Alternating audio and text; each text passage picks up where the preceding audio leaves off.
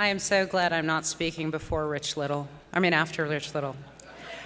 Dan, that was an extraordinary introduction, and it was so effusive that it almost rivaled the way Donald Trump might introduce himself. And like an introduction of Trump of himself, there was a huge amount of exaggeration in there, and I don't quite recognize myself, but thank you. When Bob Tyrrell called to ask me to see if I would accept the first John Von Cannon Lifetime Service to the Movement Award, my first thought was to be incredibly honored. My second thought was, am I old enough for this? But then I think I look pretty good for a 98-year-old woman.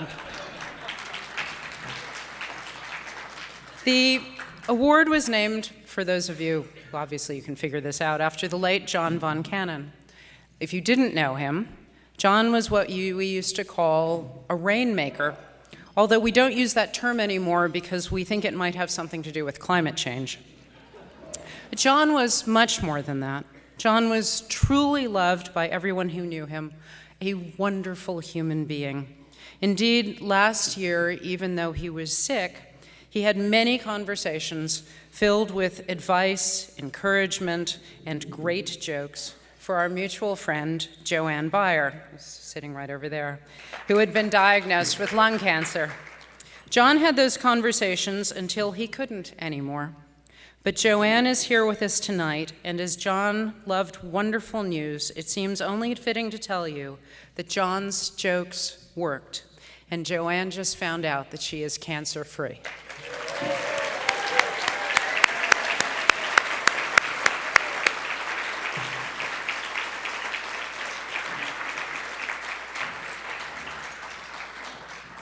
John was known for his great wit. For the sign of peace during Mass, John, instead of turning to his neighbor and saying, "Peace be with you," would say, "Peace through strength." John voted for Marion Barry, saying, "If you can't have good government, at least you can have entertaining government." Gee, I wonder in this year which Republican candidate he would be voting for. I was going to devote the remainder of my remarks to the problem of gender-based pay inequality, but then I remembered that there's no such thing. Instead, I'd like to share with you 4 principles which have informed and guided my work for the conservative cause, and tell you about them as John might have. So let me tell you our first story. A guy, heavily overweight and seriously needing to lose weight, calls a company and orders the 5 days, lose 10 pounds weight loss program. The next day there's a knock at his door. He opens the door, and there is a very attractive, athletic 19-year-old dressed in absolutely nothing but a sign around her neck and her Nike running shoes. She introduces herself as being from the company, and the sign says, "If you can catch me, you can have me." Without a second thought, this guy takes off after her, although after a couple of miles, he gives up huffing and puffing. But the next day she shows up again, and for 4 days they do this. He, of course, never catches her. But on the 5th morning, he gets on the scale, and in fact, he has lost 10 pounds. So he calls the company, he says, "You know what? I want to do the 20 pounds in 5 days. And they say, "Sure." And the next morning, there's a knock on the door, and this time it is the most beautiful woman he has ever seen. Incredibly voluptuous, very athletic, again with a sign around her neck and nothing but Reebok running shoes. And the sign again says, "If you can catch me, you can have me." Well, he is out the door like a shot, and while he has lost the 10 pounds, he is not as fast as she is, and he does his best to catch her, but no luck. They do this for the next 4 days. The same routine happens. He doesn't catch her, but he gets on the scale after the 5th day, and he has indeed lost 20 pounds. Much to his delight, he's decided that he is really going to go for it, so he calls the company, and he says, "I want the 40 pounds in 7 days program." They say, "Are you sure?" Says the program representative, "This is the most rigorous program that we've got." He says, "Absolutely, I haven't felt this good in years." So the next morning, there's a knock on his door. He opens it, and there is a huge, muscular guy wearing nothing but pink running shoes, and the sign around his neck says, "If I catch you, your ass is mine." Our dieter lost 63 pounds that week. And our dieter learned what I would like to call lesson number 1, the hard way. Don't let the perfect be the enemy of the good. Now, this is especially true of the last several years of fights in the conservative universe over strategy, the tension between being pure versus actually accomplishing small but real and directionally right wins. And it's true now, too, when you read op-eds claiming that Rubio actually has an individual mandate in his health care plan, a claim that requires you to believe that all tax credits, including child, education, mortgage interest deduction, savings, are government coercion, the same as a mandate. The point is to keep your eyes on the longer-term fight and win where and when we can, and then do it again. As Ronald Reagan once said, the person who agrees with you 80% of the time is your friend and ally, not a 20% traitor. This concludes the math portion of the evening. Now for our second story. A toothpaste factory had a problem. They sometimes shipped empty boxes, didn't have toothpaste in them.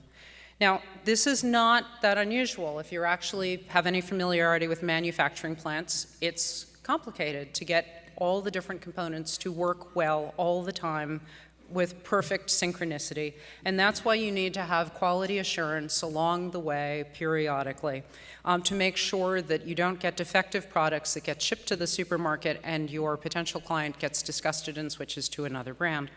So the CEO of this toothpaste factory decided that he was going to do something about it. And his own staff was already stretched, so they hired consultants, they hired engineers, they spent a lot of money, but they solved the problem. They got these precision weight scales that they put on the line, and they were very high-tech. They could detect even the slightest weight difference below where it needed to be.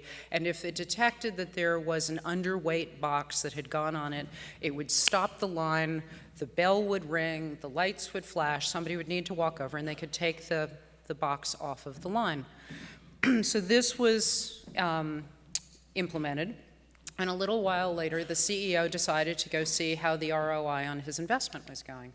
He looked at the initial report, and it was awesome. There had been no empty boxes shipped from the factory since the precision weight scales, pretty much since the precision weight scales had been put in place. Customer satisfaction seemed to be up, and they were gaining market share. And he was feeling very pleased with himself until he looked further at the statistics in the report. There had been 0 empty boxes discovered in the last 3 weeks that they'd had this thing in place. And he knew that there were, on average, 12 boxes a day that didn't have toothpaste in them, right, that were empty. So he knew something was wrong. The report was wrong, or maybe the scales were wrong. They checked everything. They couldn't find the problem. So in frustration, he walks down to the line where the precision scales have been implemented and sees that just before the place on the conveyor belt where the scales are, somebody's bought a $20 fan from Walmart, and it's blowing off the empty boxes into a bin. And he turns to the guy and he said, "What happened?" And he said, oh, one of the guys put it there. He was tired of having to move every time the bell rang.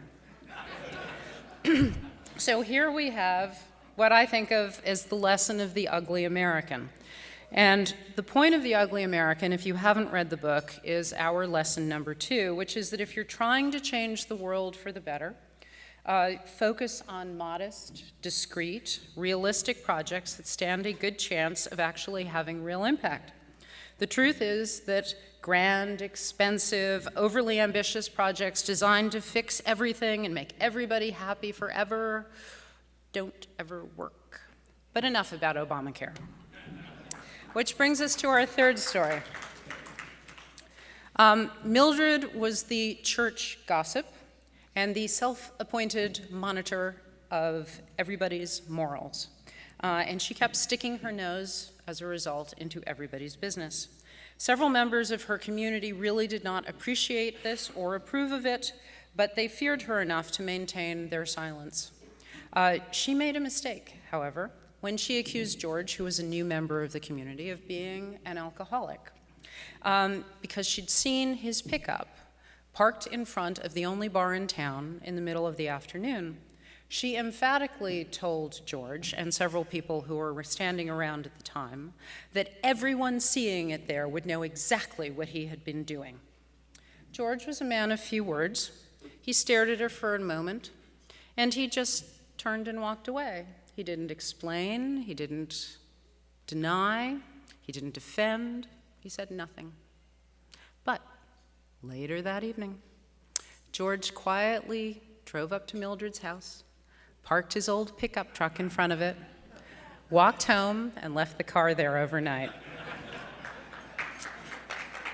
George was a practitioner of what I call our third lesson. Find the thing that isn't being done, that's hard to do, that needs to be done, think outside the box, and fix it. People doing that is how we got conservative talk radio and Fox News and Uber and, with apologies to Al Gore, the internet, and sprinkles on ice cream. Presenting fresh ideas in innovative ways should be the essence of what we do. People should look at our ideas the same way they look at their smartphones and say, how did I ever manage without this? One final story. An old man lived alone in the country. He loved his garden, but the ground was hard and it was hard work to dig up the garden. And his son, who used to help him with this, was in prison. So the old man wrote a letter to his son, complaining about his predicament. He said, "Dear Vincenzo, I'm feeling pretty bad because it looks like I won't be able to plant my tomato garden this year. I'm just getting too old to be digging up a garden plot. If you were here, my troubles would be over. I know you would dig the plot for me. Love, Pop." A few days later, he got a letter from his son. It said, "Dear Pop, not for nothing, but do not dig up the garden. That's where I buried the bodies. Love, Vinny." At 4 a.m. the next morning, the FBI agents and local police arrived, dug up the entire area without finding any bodies. They apologized to the old man and left. That same day, the old man received another letter from his son saying, "Dear Pop, go ahead and plant the garden now. That's the best I could do under the circumstances." So, lesson number 4, to quote Reagan again, is that there's almost nothing you can't do that you can't accomplish so long as you don't care who gets the credit. I'd go even further, and this is kind of ironic considering where I'm standing right now and why. If your goal is impact, there is much to be said for being an anonymous part of a cause that is greater than any one of us.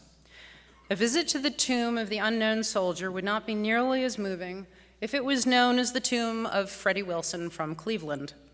It's lovely to be recognized for a job well done, believe me. But unlike our friends in Hollywood, that's not why we're here. At the end of the day, none of us is indispensable, and by the grace of God, the wonderful cause we've devoted our lives to will outlive every one of us. So thank you very much for this great honor, and I wish you all a wonderful evening.